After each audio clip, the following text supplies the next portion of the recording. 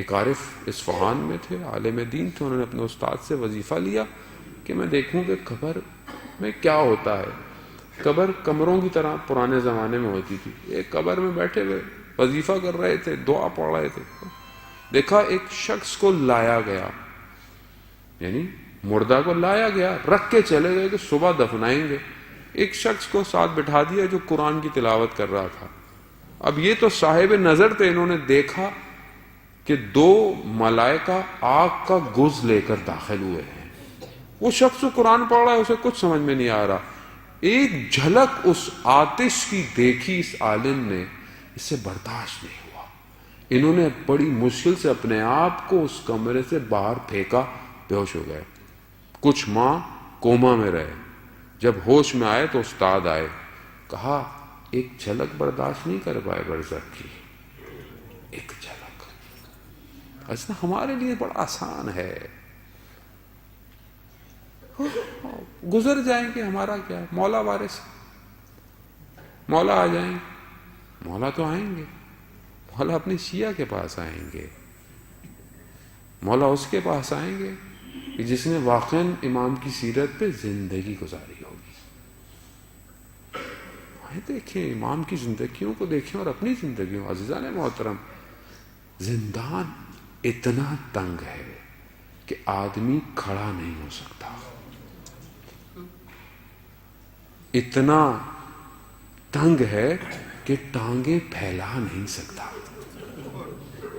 عزیزان محترم،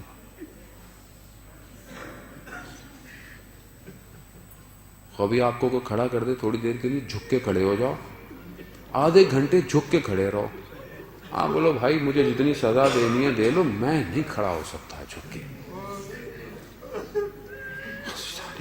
تصور کیجئے، ہم نے وہ زندان نہیں، لیکن اس طرح کے ایک زندان کو ہمیں دکھایا گیا کہ اس طرح زندان ہے، اتنا تہہ خانے میں ہے کہ سورج کی روشنی پہنچ نہیں سکتی اس کے اوپر، اتنا تنگ ہے کہ آدمی نہ کھڑا ہو سکتا ہے نہ بیٹھ سکتا ہے۔ خوراک کیا ہے کہ وہ ایک ہی وقت خوراک ہے، اور وہ بھی کیا خوراک دیتے ہوں گے امام کو، یعنی وہ مقام آ گیا کہ جہاں امام یہ فرماتے تھے کہ پروردگار تیرا شکر کہ تو نے مجھے کوئی جگہ دی عبادت کی، وہی امام خدا سے کہہ رہا ہے پروردگار مجھے خالص کر دے اس مقام سے، کیونکہ اذیت صرف بدن کی نہیں تھی، وہ جو آخری نگہبان تھا وہ اتنا سخت تھا کہ وہ غلط جملے بھی استعمال کرتا تھا جو امام سے برداشت نہیں ہوتے تھے۔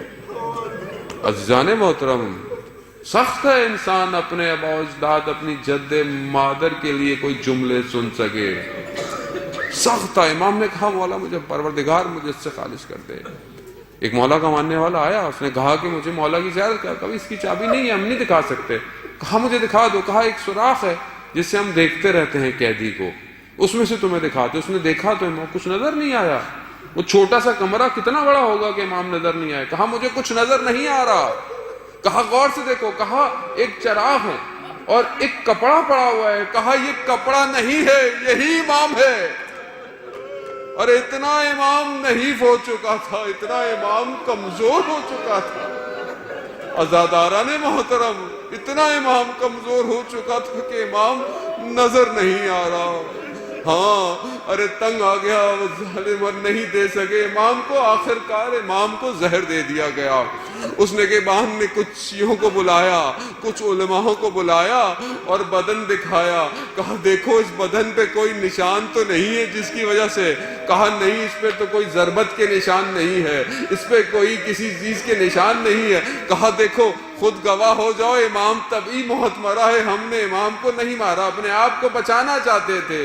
ہاں عزاداران محترم، پھر امام کے جنازے کو بولا رکھ دو، جا کر کہاں پر رکھ دو؟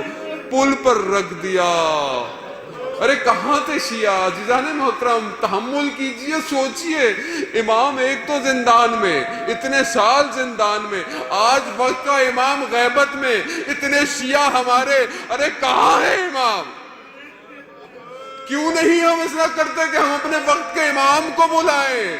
ارے یہی عبرت ہے تاریخ سے کہ امام کو 4 لوگوں نے کندھوں پہ اٹھایا اور کہا آجا، ارے یہی شیعہ رافضوں کا امام ہے، رکھ کے چلے گئے۔ جب دوسرے دن آئے دیکھا، کہا جنازہ بہت بھاری ہے، یہ کیا ہے؟ دیکھا تو امام کے بدن پر زنجیریں ہیں، سنگلے ہیں، اس کا وزن ہے کہ جو امام کے جنازے کو اٹھایا نہیں جاتا۔ خبر پھیل گئی، لوگوں کو پتہ چل گیا، ارے لوگ پھول لے کر آئے، شان سے جنازہ اٹھایا گیا، شان و شوکت دی گئی۔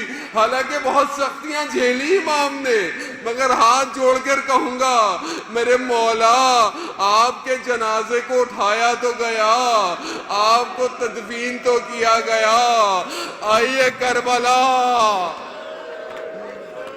ارے جب آخری وقت آیا تو بلایا گیا، میری بی بی کہتی ہے مرزا یہ کیسی تیاری ہے، یہ کیسی آوازیں ہیں؟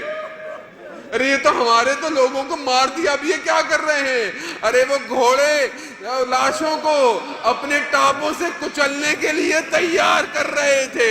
ارے ایک ایک کر کر ہر کوئی اپنے جنازے لے گیا۔